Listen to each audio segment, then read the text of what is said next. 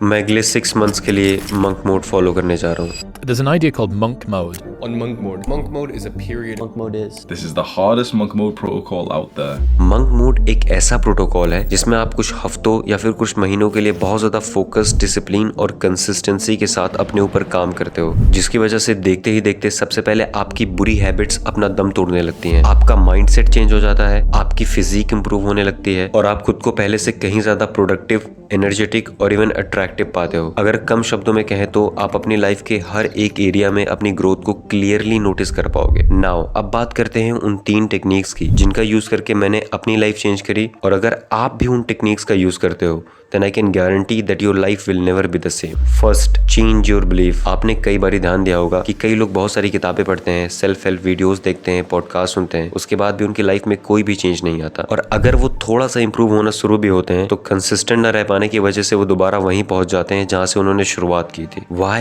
Because they never change their belief. Because the truth is, most people don't change their mind, they just die.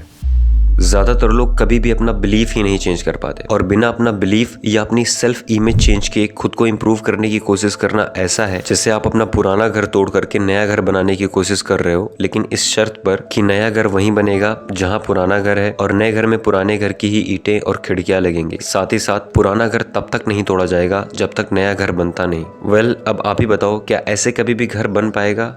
The answer is no. So let's demolish the old house first. यानी हम सबसे पहले अपना belief system ही change कर लेते हैं ताकि आगे मंक मोड की जर्नी से हम मैक्सिमम बेनिफिट निकाल पाए। वेल, आज से 16 महीने पहले जब मैंने अपने बिलीफ को चेंज करना शुरू किया था तो मैंने सबसे पहले ये समझने की कोशिश करी थी कि ये बिलीफ एक्चुअली में है क्या चीज और ये फंक्शन कैसे करता है, ताकि मैं उसे री-इंजीनियर करके अपने फेवर में यूज कर पाऊँ। काफी रिसर्च करने के बाद और अपनी डेली लाइफ में थोड़ा सा अवेयर रह करके अपने बिलीफ्स को क्वेश्चंस करने के बाद मुझे पता लगा कि हमारे बिलीफ बनते हैं इन्वायरमेंट, पेरेंटिंग और किसी थॉट या एक्शन को बार बार रिपीट करने से। इनफैक्ट वर्ड आइडेंटिटी लैटिन भाषा के शब्द इशंतितास, जिसका मतलब होता है बीइंग, और आइडेंटिडम, जिसका मतलब होता है रिपीटेडली, से मिलकर बना है। यानी ऐसे ही हमने लाइफ के हर एक एरिया में अलग अलग छोटे छोटे बिलीफ्स बना करके रखे हुए हैं, और यही छोटे छोटे बिलीफ्स मिलकर के हमारी कोर आइडेंटिटी यानी हमारी सेल्फ इमेज को बिल्ड करते हैं। डॉक्टर मैक्सवेल मॉल्ट्स अपनी बुक साइको साइबरनेटिक्स में लिखते हैं कि हम इंसान वैसे ही एक्ट करते हैं, फील करते हैं या परफॉर्म करते हैं जैसा हम अपने बारे में या अपने इन्वायरमेंट के बारे में सोचते हैं। यानी एक इंसान अपनी लाइफ में कितना पैसा कमा पाएगा या कितना सक्सेसफुल बन पाएगा, ये इस बात पर डिपेंड करता है कि वो खुद को कैसे डिफाइन करता है।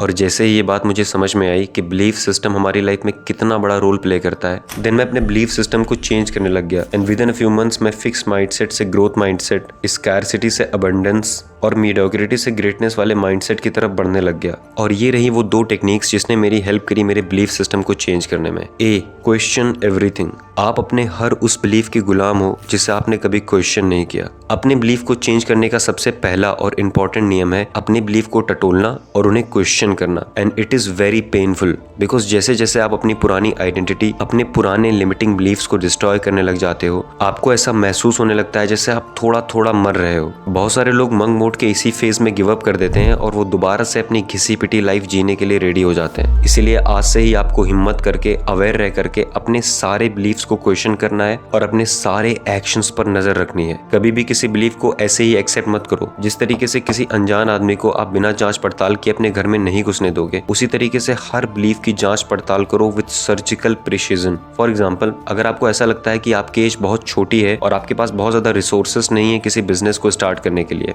या फिर अगर आपको ऐसा लगता है कि आप खूबसूरत लड़कियों को अट्रैक्ट नहीं कर सकते and they will always reject you, again question it. या फिर अगर आप एक स्टूडेंट हो और आपको ऐसा लगता है कि आप एक सर्टेन मार्क्स से ज़्यादा अचीव नहीं कर सकते, तो ये झूठ है। ये बात या तो आपने बार बार रिपीट करके अपने मन के अंदर बिठा ली है, या फिर आपने किसी की बात को बिना क्वेश्चन किए एक्सेप्ट कर लिया है। हमारा अस्तित्व एक काले घने अंधेरे की तरह है और हमारे मुंह से निकला हर एक शब्द प्रकाश की तरह। इस हॉरिबल एग्जिस्टेंस को प्रॉपरली नेविगेट करने के लिए ask as much question as you possibly can, और अपनी लाइफ के हर एक कोने को अपनी कॉन्शियसनेस की लाइट से प्रकाशित कर लो। Technique number B.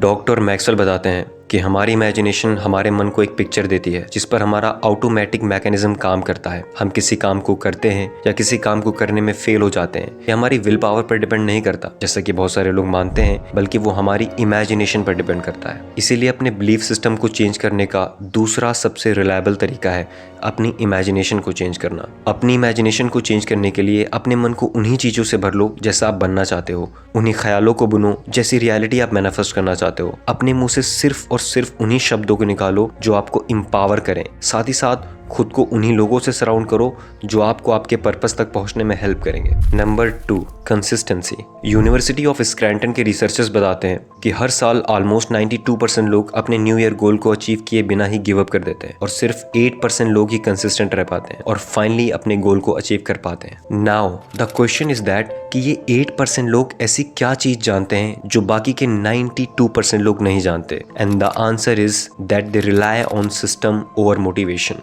आपके कंसिस्टेंट ना रह पाने की वजह यह है कि आप बार बार डिस्ट्रैक्ट हो जाते हो। इसलिए फाइंड आउट करो अपने आसपास वो कौन से फूड्स हैं, कौन सी डिवाइसेस हैं या वो कौन से लोग हैं जो बार बार आपको डिस्ट्रैक्ट करते रहते हैं और आप कंसिस्टेंट नहीं रह पाते, एंड सिंपली उन चीज़ों को इनएक्सेसिबल बना दो। बिकॉज हमारी विल पावर भी मसल के जैसी होती है, वो थोड़ी देर काम करने के बाद थक जाती है। जब आपके आसपास कोई ऐसी चीज़ होगी ही नहीं जो आपका ध्यान भटका सके, तो फिर आप अपना पूरा ध्यान अपने ज़रूरी काम पर लगा पाओगे। Number 3, minimise consumption and embrace boredom.